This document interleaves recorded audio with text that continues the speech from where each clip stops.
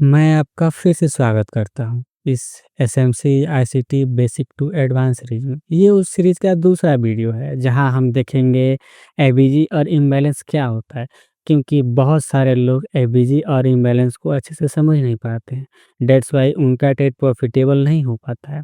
और यकीन मानिए, आप इस वीडियो के लास्ट तक देखते हैं तो आप एबीजी और इम्बैलेंस में मास्टर हो सकते हैं। इस वीडियो में हम लोग गैप्स को इतनी सिंप्लीफाइड तरीके से सीखेंगे कि यकीन मानिए, जो छोटा सा बच्चा हो जो कि क्लास 5 में भी पढ़ता है, वो एफबीजी गैप्स में मास्टर बन सकता है। इस वीडियो में हम लोग बात करेंगे गैप्स क्या होता है, गैप्स के कितने प्रकार होते हैं और ये मार्केट में क्यों बनते हैं।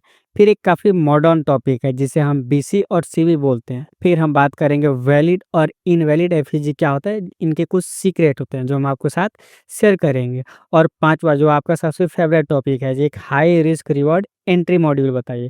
तो पाँचवा टॉपिक वो हमारा है। और आप इस वीडियो के लास्ट तक रुके रहेंगे तो आपको मैं एक ऐसा ई बुक दूंगा जो आपके पूरे ट्रेडिंग करियर को बदल सकता है। तो चलिए इस वीडियो को हम लोग शुरू करते हैं। तो सबसे पहले हम बात करेंगे जो आखिर हमें गैप्स को क्यों पढ़ना है। तो उसको हम लोग एक एग्जाम्पल के साथ समझते हैं। मान लेते हैं ये एक हॉकी का प्लेग्राउंड है या फिर एक फुटबॉल का प्लेग्राउंड है। इस प्लेग्राउंड में क्या होता है, एक प्लेयर होता है, वो बॉल को अपने से आगे वाले प्लेयर को पास करता है, वो बॉल अपने अगले प्लेयर को पास करता है और ऐसे ही प्लेयर एक दूसरे को बॉल पास करते हैं और गेम ऐसे ही कंटिन्यू चलते रहता है। फिर क्या होता है, आखिर जो प्लेयर बचता है वो बॉल को पास करके अपोनेंट के साइड गोल कर देता है। अब आप इसमें देखेंगे तो प्लेयर अपने पास बॉल नहीं रख रहे हैं, वो अपने आगे वाले को पास कर रहे हैं और वो प्लेयर अपने आगे वाले को पास कर रहा है। इसका मतलब ये है जो बॉल एक पाथ को फॉलो करते हुए अपने गोल तक पहुंच जा रहा है। ठीक स्टॉक मार्केट में भी यही होता है। अब स्टॉक मार्केट में क्या होता है, market liquidity to POI move करती है और पीओआई टू लिक्विडिटी मूव करती है। दैट्स मीन्स कि मार्केट अगर लिक्विडिटी के पास जाएगा तो वो क्या करेगा, पीओआई के पास भेज देगा। अगर मार्केट पीओआई के पास जाएगा तो पीओआई लिक्विडिटी के पास भेजेगा। अब आपको ये समझना है पीओआई क्या होता है। पीओआई मीन्स होता है पॉइंट ऑफ इंटरेस्ट। पीओआई किसे कहते हैं, पीओआई मीन्स होता है गैप या फिर ऑर्डर ब्लॉक। दैट मीन्स कि पीओआई से मार्केट लिक्विडिटी की तरफ जाएगा और लिक्विडिटी से मार्केट पीओआई की तरफ जाएगा। अब इस वीडियो में हम लोग गैप्स के बारे में बात करेंगे। तो हम जब भी पीआई पीओआई बोले तो आपको समझना हम लोग गैप्स के बारे में बात करें। और इसके अगले वीडियो में हम लोग ऑर्डर ब्लॉक के बारे में देखेंगे और उसके नेक्स्ट वीडियो में हम लोग लिक्विडिटी की बात करेंगे। तो चलिए एक बार देखते हैं हम लोग जो पीओआई गैप्स में मार्केट कैसे मूव करता है, एक सिंपल सा एग्जांपल के थ्रू। हम मान लेते हैं ये एक सिनेरियो है, इसे आप ध्यान से समझिएगा। मार्केट हम मान लेते हैं पीओआई पे है, लिक्विडिटी पे है, दोनों में से कुछ भी हो सकता है। तो हम मान लेते हैं ऐसा, यहाँ से मार्केट पीओआई पे है। मार्केट पीओआई से चलना शुरू करेगा, लिक्विडिटी की तरफ जाएगा, फिर लिक्विडिटी अपने नेक्स्ट पीओआई की तरफ मूव करेगा, फिर ये पीओआई अपने नेक्स्ट लिक्विडिटी की तरफ मूव करेगा। अगर ऊपर पीओआई और नीचे लिक्विडिटी है तो पीओआई टू लिक्विडिटी आएगा। बस आपको इतना ही ध्यान रखना है, जब market POI to liquidity move करता है और लिक्विडिटी टू पीओआई मूव करता है तो मार्केट ऐसे मूव करते हुए जाएगा। अब यहाँ पे सवाल ये उठता है, जो यहाँ पे कुछ तो होगा ना, जो आखिर आपको कैसे पता चला जो यहाँ पे पीओआई है? एग्ज़ैक्टली सवाल यही उठता है ना, जो आपको कैसे पता चला जो यहाँ पे पीओआई है और मार्केट यहीं से मूव करेगा? तो इसी के बारे में इस पूरे वीडियो में हम लोग देखेंगे। अब हम बात करेंगे कि गैप्स क्या होता है और ये मार्केट में क्यों बनता है। तो चलिए पहले हम देखते हैं गैप्स क्या होता है और कितने प्रकार का होता है। फिर हम देखेंगे जो आखिर ये मार्केट में बनता क्यों है। तो यहाँ पे आप ध्यान देंगे तो यहाँ पे एक आपको गैप दिख रहा होगा, जो फर्स्ट और सेकंड कैंडल के बॉडी के बीच का गैप होगा, राइट। ये हमारा गैप्स का पहला टाइप है। अब दूसरे टाइप की तरफ हम मूव करेंगे तो आप यहाँ पे नोटिस करेंगे कि यहाँ पे भी एक गैप है, जो कि फर्स्ट कैंडल के वीक और सेकंड कैंडल के वीक के बीच का गैप है। ये भी हमारा एक गैप का टाइप है, राइट। एक गैप है वीक टू वीक, दूसरा गैप है बॉडी टू बॉडी। अब तीसरे गैप के बारे में हम देखते हैं। जो तीसरा टाइप का गैप है उसके फॉर्मेशन के लिए 3 कैंडल का होना ज़रूरी है।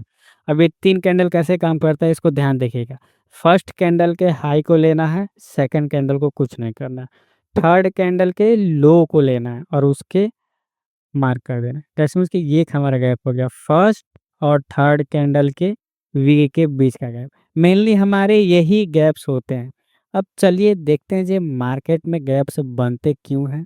हम मान लेते हैं ये ग्रोसरी स्टोर है और इसके पास एप्पल्स हैं और मुझे एप्पल लेने हैं और इस स्टोर के पास 2000 एप्पल हैं। बट हमको 100 लेने हैं, 200 लेने हैं, 300 लेने हैं, 1000 भी लेने हैं, तो ये स्टोर हमको आसानी से दे देगा। बट आप एज़्यूम कीजिए एक व्यापारी आया, उसको लेने हैं सेब, एप्पल और उसको कितने लेने हैं एप्पल? 4000 एप्पल लेने हैं। तो वो इस दुकान के पास जाएगा लेने के लिए, तो उसके पास सिर्फ़ 2 ही हज़ार हैं। तो वो 2000 एप्पल लेके चला जाएगा और बोलेगा आप 2000 एप्पल और ला के रखना, उसको मैं वापस आऊँगा लेने के लिए। दैट मीन्स कि इस स्टोर के कैपेसिटी से और बायर के कैपेसिटी के बीच में गैप रहेगा। कितने का? 2000 का।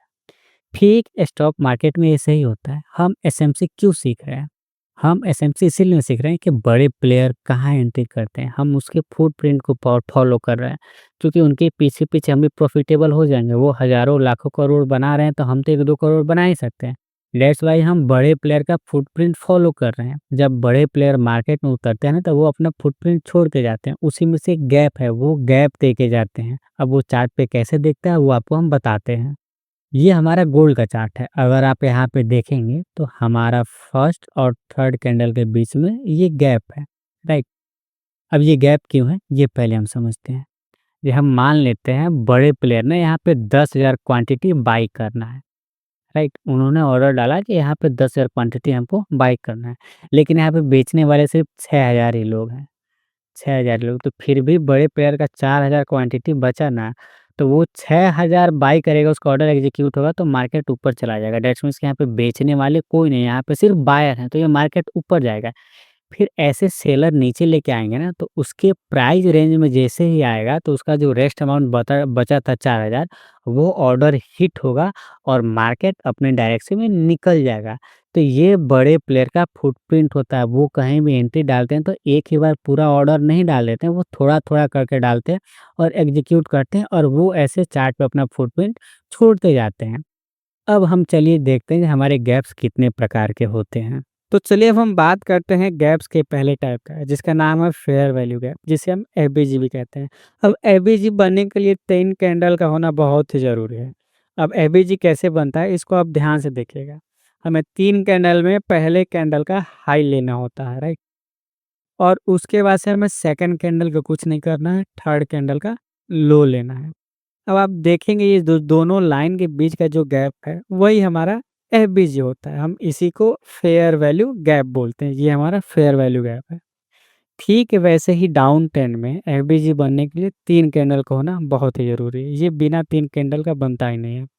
तो आपको क्या करना है, फर्स्ट कैंडल का लो लेना है और सेकंड कैंडल को छोड़ देना है, थर्ड कैंडल का आपको हाई लेना है। अब ये जो दोनों लाइनें के बीच के जो गैप होता है, वही आपका एफवीजी होता है। ये हमारा डाउन ट्रेंड का एफवीजी हो गया। अब मार्केट में काफ़ी मॉडर्न टॉपिक चला है जिसे बीसी और सीबी भी बोलते हैं। बीसी मीन्स होता है by side imbalance, sell side insufficiency और सीबी मीन्स होता है sell side imbalance, by side insufficiency. अभी हम देखते हैं जी बीसी क्या है, आपको एकदम सिंपल लैंग्वेज में बताते हैं जी बीसी एक्चुअली होता क्या है। इसका एक बस मॉडर्न नाम दे दिया गया है बीसी। एक्चुअली जो हमारा बुलिश फेयर वैल्यू गैप होता है उसी को हम लोग बीसी बोलते हैं, बस उसका नाम दे दिया गया है by side imbalance, sell side efficiency. अब देखिए हम यहाँ पे एक पहले एफएजी अपना ड्रॉ कर लेते हैं, ये हमारा एफएजी है। अब आप यहाँ पे देखेंगे तो by side imbalance, that's means कि यहाँ पे बायर बहुत ज़्यादा है, सेलर नहीं है। तो यहाँ पे बाई साइड इम्बैलेंस हो गया, तो इसको बैलेंस करने के लिए मार्केट में सेलर को आना पड़ेगा। तो वो मार्केट को यहाँ तक लेके आएँगे, इसको बैलेंस करेंगे और फिर से वापस ऊपर चले जाएँगे।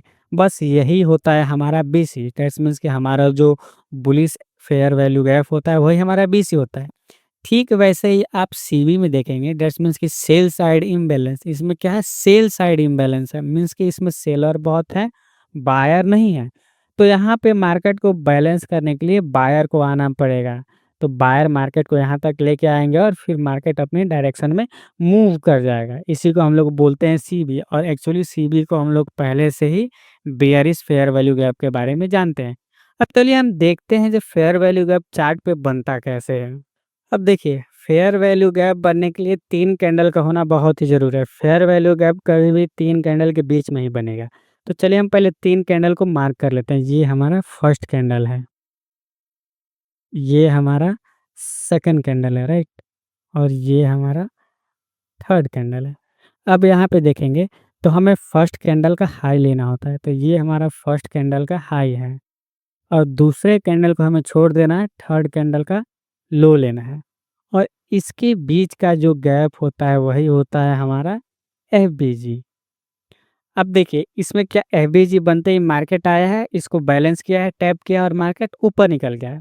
अब आप यहाँ पे फिर से देखिए, ये हमारा फर्स्ट कैंडल है, ये सेकंड कैंडल और ये हमारा थर्ड कैंडल है और यहाँ पे भी एक एफबीजी है और मार्केट इसको टैप करके देखिए कैसे ऊपर निकल गया। मार्केट इसको टैप किया, ऊपर निकल गया। अब यहाँ पे देखिए हमारा एक और एफबीजी है, ये हमारा फर्स्ट कैंडल है, ये हमारा सेकंड कैंडल है, ये हमारा थर्ड कैंडल है। फर्स्ट कैंडल का हाई लेना है, सेकंड कैंडल को छोड़ के थर्ड कैंडल का लो ले लेना है। अब इस एफबीजी को मार्केट टैप किया और मार्केट ऊपर निकल गया। अब आपको ये पता चल गया हो जो मार्केट में एफबीजी बहुत अच्छे से काम करता है। अब आप इसको यहाँ पे भी आप ध्यान से देखेंगे तो यहाँ पे आपको एक और एफबीजी मिलेगा। ये हमारा first candle, second candle, third candle. First candle के हाई को लेना है, सेकंड कैंडल छोड़ देना है, थर्ड कैंडल को लो को लेना है और मार्केट इस एफबीजी को टैप किया है और मार्केट ऊपर निकल गया है। एफबीजी कैसे काम करता है? दैट्स मीन्स कि परफेक्टली हर एक एफबीजी को मार्केट टैप करके ऊपर निकाला है। दैट्स मीन्स कि इस इम्बैलेंस को मार्केट बैलेंस करने के लिए आ रहा है और निकल जा रहा है। तो चलिए हम कुछ अब बियरिश एफबीजी को भी देख लेते हैं। अगर आप यहाँ पे देखेंगे तो यहाँ पे भी आपको एक बियरिश एफबीजी दिख रहा होगा। ये हमारा फर्स्ट कैंडल, सेकंड कैंडल को छोड़ के थर्ड कैंडल और देखिए इसको मार्केट कैसे टैप करके नीचे आ गया। ये हमारा बियरिश एफबीजी है। अगर आप इधर भी आएँगे तो इधर देखेंगे आपको कहीं एक बेयरिश एफबीजी मिलेगा। जैसे कि आप यहाँ पे देखेंगे, ये हमारा फर्स्ट कैंडल, सेकंड कैंडल कुछ नहीं करना है, थर्ड कैंडल। देखिए मार्केट इसको टैप करके कितना शांति से नीचे गया है। अब देखिए एक सवाल आता है, जे अगर आपको एक ही इम्पल्सिव मूव में यानी एक ही इम्पल्सिव मूव में दैट्स मीन्स कि अगर आपको एक ऐसा इम्पल्सिव मूव मिल रहा है कि एक ही लेग में 1, 2, 3, 4, 5, 6, 7, 8, 10 कितने भी एफबीजी मिले तो आपको कन्फ्यूज़ नहीं होना है। आपको कैसे पता चलेगा जब मार्केट कौन से एफबीजी को रिस्पेक्ट करेगा? तो इसका एक सिंपल सा फ़ॉर्मूला है। या तो वो सबसे लास्ट वाला एफबीजी को रिस्पेक्ट करेगा या फिर वो सबसे फर्स्ट वाला एफबीजी को रिस्पेक्ट करेगा। इस चीज़ को आपको अपने ध्यान में डाल लेना है। चूँकि एक इम्पल्सिव मूव में बहुत सारे एफपीजी बनते हैं, तो मार्केट हर एक एफपीजी को रिस्पेक्ट नहीं करेगा। ये हम लोग जब एंट्री मॉड्यूल पढ़ेंगे तो वहाँ पे पता करेंगे कब ये फर्स्ट वाले को रिस्पेक्ट देगा मार्केट और कब ये लास्ट वाले को रिस्पेक्ट देगा।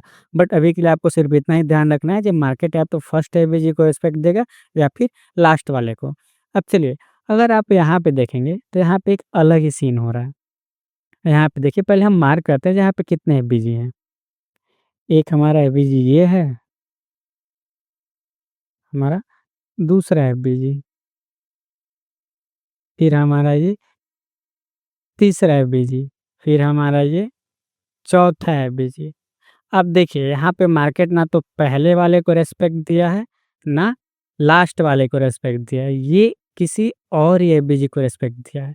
तो क्या आपका कहना ये है जो मैंने जो बोला था वो गलत है कि एफबीजी या तो पहले वाले को रिस्पेक्ट देगा या फिर लास्ट वाले को? जी नहीं, ऐसा बिल्कुल नहीं है।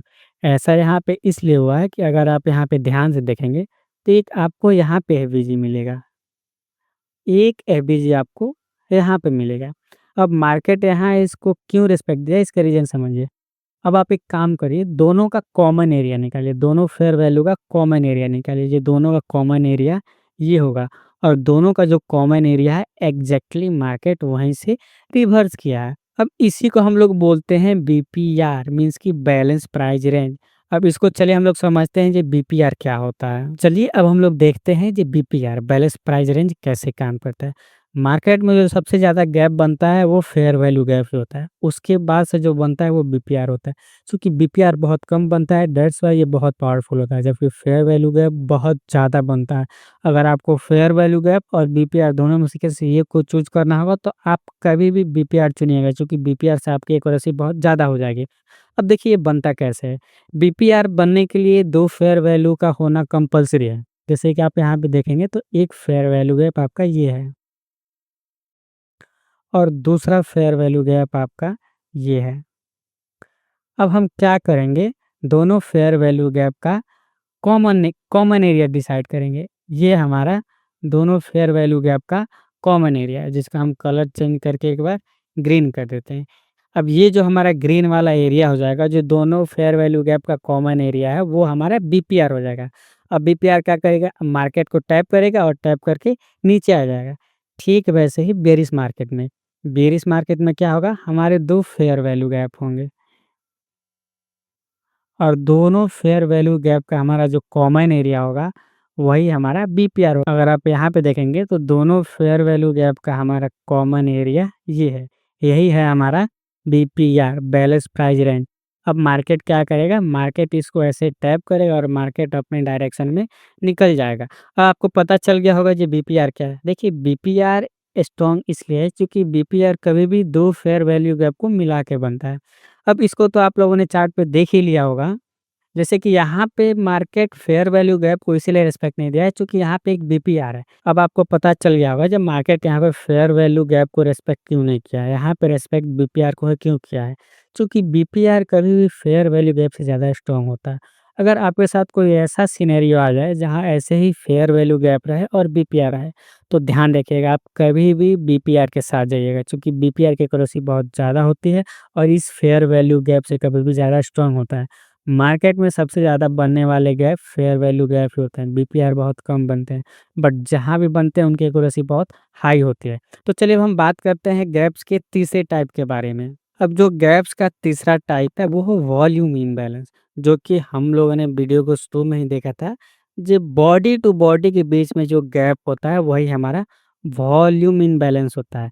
ये बुलिश मार्केट में भी होता है, ये बेरिश मार्केट में भी हो सकता है। अब देखिए बॉडी टू बॉडी इम्बैलेंस की वॉल्यूम इम्बैलेंस आपको कहीं भी मिल जाएगा, चाहे इंडियन स्टॉक मार्केट हो या फिर फॉरेक्स हो या क्रिप्टो हो, ये आपको कहीं मिल जाएगा।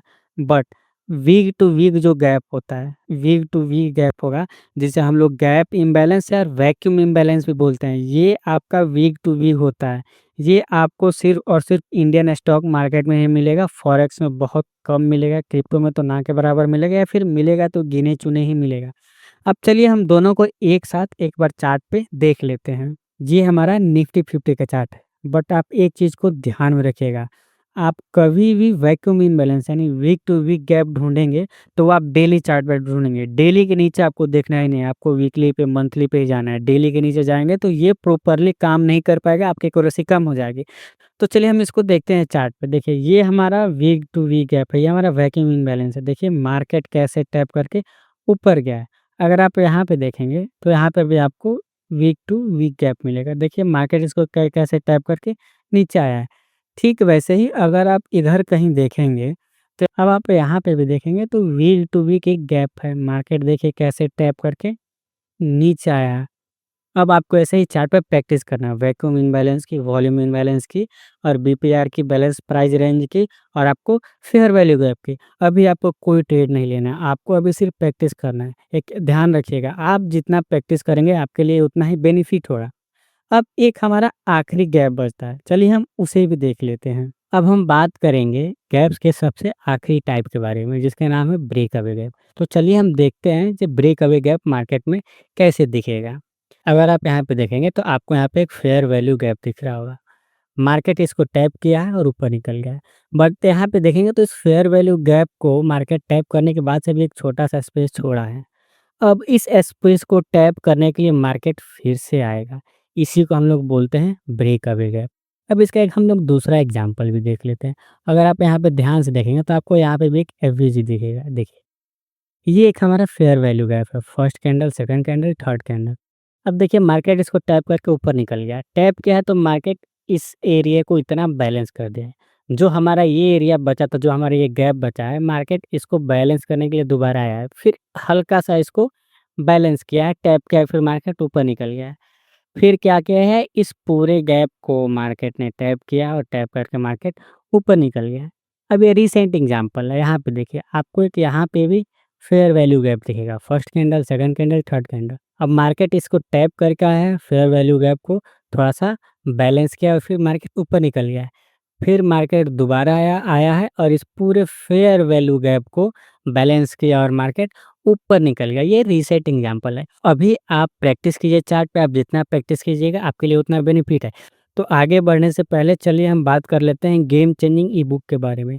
अगर आप वो ई-बुक ले लिए तो यकीन मानिए एसएमसी आईसीटी आपके लिए इतना सिंप्लीफाइड हो जाएगा जो आप उसको मास्टर हो सकते हैं और एक छोटा-सा बच्चा भी उस ई-बुक को पढ़ के एसएमसी आईसीटी में मास्टर हो सकता है। तो चलिए देखते हैं वो ई-बुक आपको कैसे मिलेगा।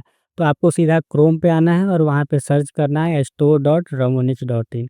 आप जैसे ही store.romonex.in पाएँगे तो वहाँ पे आपको एक यहाँ पे एसएमसी स्पेशल मिलेगा, या फिर जैसे ही आप स्लाइड करेंगे नीचे तो वहाँ पे आपको लेटेस्ट प्रोडक्ट में आपको यहाँ पे आना है, और उसका नाम है the ultimate SMC plus ICT.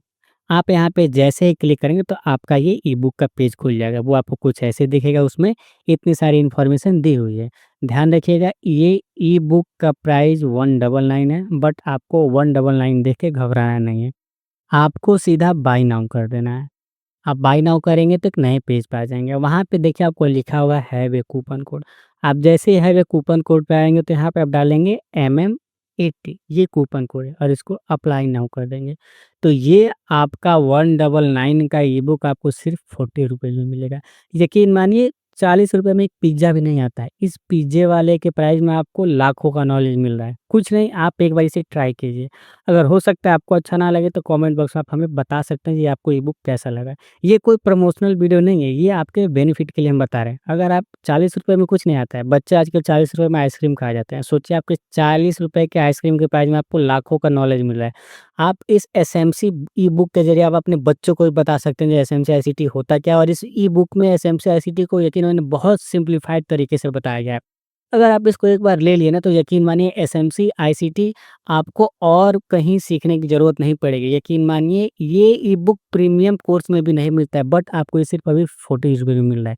अब ये ऑफ़र कब तक चलेगा ये हमको नहीं आइडिया है, बट आप जितना जल्दी लेंगे ये आपको उतना बेनिफिट करेगा। अब हम लोग टॉपिक पे वापस आते हैं। हमारा गैप्स का सबसे आखिरी टाइप था ब्रेक अवे गैप, जिसमें हम लोगों ने देखा था कि एक फेयर वैल्यू गैप होता है, और मार्केट क्या करेगा, ये गैप को टैप करेगा, और ये जैसे ही टैप करने के लिए आएगा तो एक छोटा-सा स्पेस छोड़ के जाएगा। फिर मार्केट ऊपर जाएगा और इस गैप को फुलफ़िल करके अपने डायरेक्शन में निकल जाएगा। ये हमारा बुलिश डायरेक्शन का था। ठीक वैसे ही बेयरिश डायरेक्शन में यानी सीबी में भी मार्केट इस गैप को टैप करने के लिए आएगा और छोटा-सा स्पेस छोड़ के जाएगा, थोड़ा-सा गैप छोड़ के जाएगा।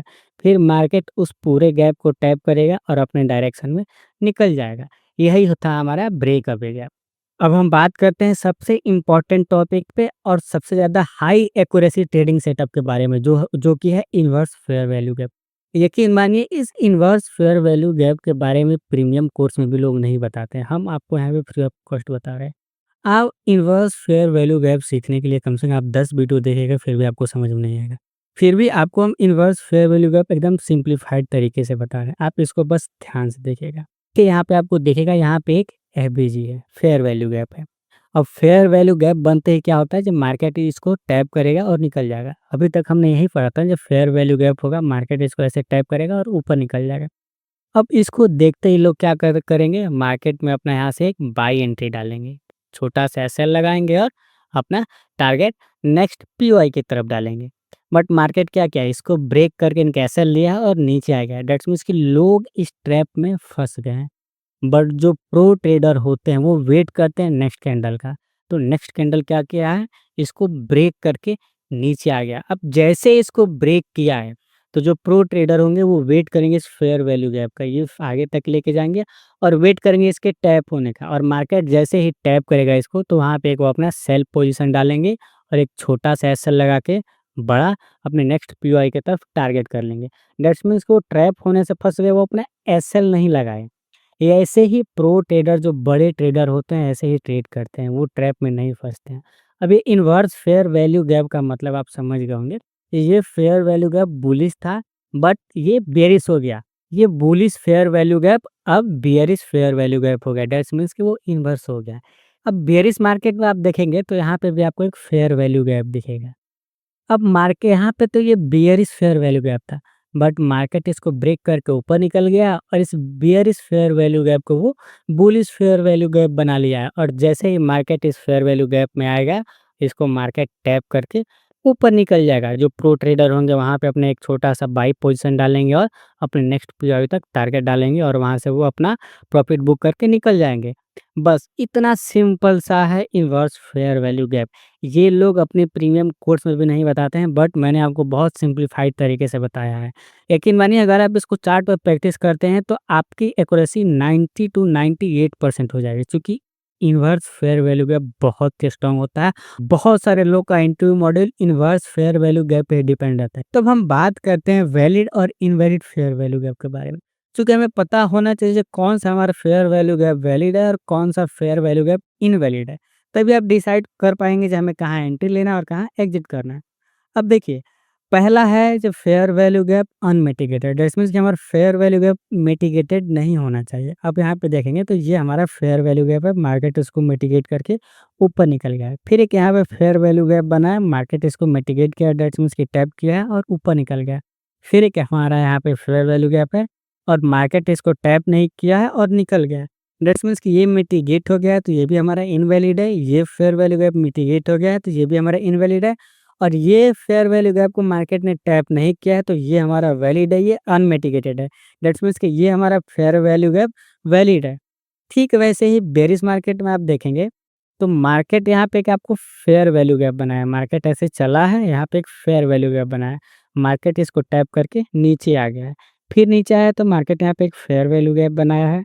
मार्केट ऊपर जाके यहाँ पे टैप किया और नीचे आ गया। अब नीचे आने के दौरान यहाँ पे एक मार्केट फेयर वैल्यू गैप बनाया है और मार्केट ऊपर जाके इस फेयर वैल्यू गैप को टैप नहीं किया है, नीचे आ गया।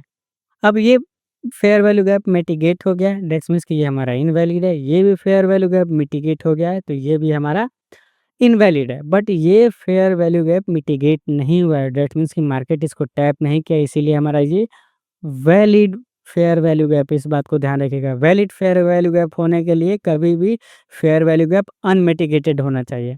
अब हम आते हैं अपने दूसरे पॉइंट पे, जो कि रिजेक्शन कैंडल। चलिए अब हम देखते हैं फेयर वैल्यू गैप को वैलिड और इनवैलिड होने के लिए कुछ और कंडीशंस है। जैसे कि हमारा ये फेयर वैल्यू गैप मिटिगेट हो चुका है, दैट्स मीन्स कि ये इनवैलिड हो चुका है। और वैलिडेट और इनवैलिड होने के लिए कुछ और कंडीशन है। जैसे कि हम वहाँ पे देखेंगे जो कैंडल क्लोजिंग दे रहा है, जो फेयर वैल्यू गैप में जो कैंडल है उसका रिएक्शन क्या होगा। अब देखिए अगर हम मान लेते हैं ये रिएक्शन कैंडल इस फेयर वैल्यू गैप के नीचे क्लोज होता है, तो ये फेयर वैल्यू गैप इनवैलिड हो जाएगा। अगर यही कैंडल की क्लोजिंग हमारे इस फेयर वैल्यू गैप के अंदर होती है तो ये हमारा वैलिड फेयर वैल्यू गैप होगा। अगर यही कैंडल की क्लोजिंग इस फेयर वैल्यू गैप के ऊपर होगी तो भी ये हमारा वैलिड फेयर वैल्यू गैप होगा, क्योंकि कैंडल का क्लोजिंग फेयर वैल्यू गैप के डायरेक्शन में होना चाहिए। ठीक वैसे ही बेरिश मार्केट में आप देखिए, यहाँ पे जो कैंडल का क्लोजिंग है एटलीस्ट इस फेयर वैल्यू गैप के अंदर होना चाहिए या फिर फेयर वैल्यू गैप के नीचे होना चाहिए। अगर ये फेयर वैल्यू गैप के ऊपर क्लोज होता है तो ये इनवैलिड फेयर वैल्यू गैप होगा। अगर हम मान लेते हैं जो बॉडी क्लोजिंग अंदर देता है लेकिन बिग इस फेयर वैल्यू गैप के ऊपर चला जाता है, फिर भी ये हमारा वैलिड फेयर वैल्यू गैप है, क्योंकि हमें सिर्फ बॉडी की क्लोजिंग देखना है। अगर ये क्लोजिंग इस बीच में होता है तो भी वैलिड है और इस फेयर वैल्यू गैप के नीचे क्लोज होता है तो भी वैलिड फेयर वैल्यू गैप है। अगर इसके ऊपर क्लोज होता है तो ये इनवैलिड फेयर वैल्यू गैप है। अब ये है इस वीडियो का सबसे important topic, FBG with boss.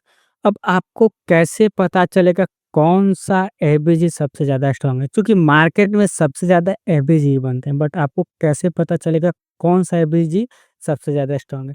तो यकीन मानिए ये जो फेयर वैल्यू गैप है ये सबसे ज़्यादा स्ट्रांग होता है। अब ये क्या कहता है, जो फेयर वैल्यू गैप के पहले एक बॉस का होना बहुत ही ज़रूरी है। अगर बॉस हुआ है और वहाँ पे एफबीजी बनता है तो मार्केट 110% इसकी एक्यूरेसी 90 टू 98% होगी कि मार्केट इसको टैप करके अपने डायरेक्शन में कंटिन्यू करेगा। अगर यहाँ पे बॉस हो गया, अगर यहाँ पे एफबीजी है, यहाँ पे है, तो मार्केट यहाँ से टैप करके ऊपर जाएगा या फिर मार्केट यहाँ से ऊपर टैप करके ऊपर जाएगा। ये हम लोग अपने एडवांस की क्लास में देखेंगे मार्केट यहाँ पे कब टैप करेगा, यहाँ पे कब टैप करेगा या फिर यहाँ पे कब रिस्पेक्ट देगा, ये हम लोग एडवांस की क्लास में देखेंगे। बट अगर एफबीजी के पहले एक बॉस है तो उसकी एक्यूरेसी बहुत हाई है, 90 टू 98% मार्केट उस फेयर वैल्यू गैप को टैप करने आएगा ही आएगा। ठीक वैसे ही बेयरिश मार्केट में अगर आपको कहीं बॉस दिखता है, उसके नीचे या बॉस के ऊपर आपको कहीं भी फेयर वैल्यू गैप दिखता है, तो मार्केट उसको टैप करने जाएगा ही जाएगा। इसकी एक्यूरेसी बहुत हाई होती है। यकीन मानिए इसके बारे में लोग अपने प्रीमियम कोर्स में भी नहीं बताते हैं। बट मैंने आपको गैप्स को इतने सिंप्लीफाइड तरीके से बताया है, जो आप समझ गए होंगे जी ये वीडियो कितना इंपॉर्टेंट है आपके लिए। तो अगर आपको ये वीडियो अच्छा लगा तो कमेंट में अपने अच्छे विचार कमेंट कीजिए और क्या हमें ये सीरीज कंटिन्यू रखना चाहिए उसको भी आप कमेंट कीजिए। अगर आप इस वीडियो को अभी तक देख रहे हैं तो दैट्स मीन्स कि आप सीरियस है एसएमसी आईसीटी को लेके, तो हमारे सीरीज को आप ऐसे ही फॉलो करिएगा, वीडियो को लाइक कीजिए और हो सके जितना से जितना अपने दोस्तों के पास शेयर कीजिए।